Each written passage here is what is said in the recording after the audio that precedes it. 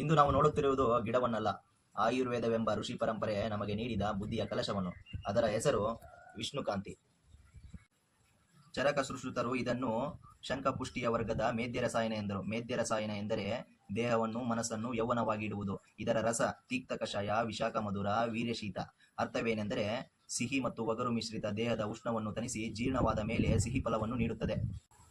3 ದೋಷಗಳಲ್ಲಿ ಮುಖ್ಯವಾಗಿ ವಾತ, ಪಿತ್ತ, ಶಾಮಕ. ತಲೆಗೆ ಏರಿದ ಪಿತ್ತದ ಬೆಂಕಿಯನ್ನು ತಣ್ಣಗೆ ಮಾಡಿ ಚದುರಿದ ವಾತದ ಗಾಳಿಯನ್ನು ನಿಲ್ಲಿಸಿ ಮನಸ್ಸಿಗೆ ನೆಲೆ ಕೊಡುತ್ತದೆ.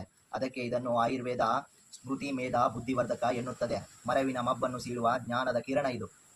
ಇದರ ಉಪಯೋಗದ ಆದಿ ಅಪಸ್ಮಾರ, ಉನ್ಮಾದ, ಅನಿದ್ರೆ, ಭಯ, ಚಿಂತೆ ಇವೆಲ್ಲ ಮನೋರೋಗಗಳಿಗೆ ಈ ವಿಷ್ಣುಕಾಂತಿ ಅಮೃತ. ಇದರ ಚೂರ್ಣವನ್ನು ಹಸುವಿನ ಹಾಲಿನೊಂದಿಗೆ ಸೇವಿಸಿದರೆ ಮೆದುಳಿನ ನರಗಳು ನವಿಲಿನಂತೆ ನಲಿಯುತ್ತದೆ. ಇದರ ತೈಲವನ್ನು ತಲೆಗೆ ಹಚ್ಚಿದರೆ ಸಹಸ್ರ ಚಕ್ರದಲ್ಲಿನ ಬೆಳದಿಂಗಳ ದರ್ಶನವಾಗುತ್ತದೆ. ವಿಷ್ಣುಕಾಂತಿ ಏಕೆ ನೀಲಿ? ನೀಲಿ ಆಕಾಶದ ಬಣ್ಣ, ವಿಷ್ಣುವಿನ ಮೈ ಬಣ್ಣ, ಅನಂತದ ಬಣ್ಣ. ಇದರ ಗಿಡಗಳು ನೆಲಕ್ಕೆ ಅಂಟಿಕೊಂಡು ಬೆಳೆದರೂ ಸಹಿತ ಹೂ ಮಾತ್ರ ಆಕಾಶವನ್ನು ನೋಡುತ್ತದೆ.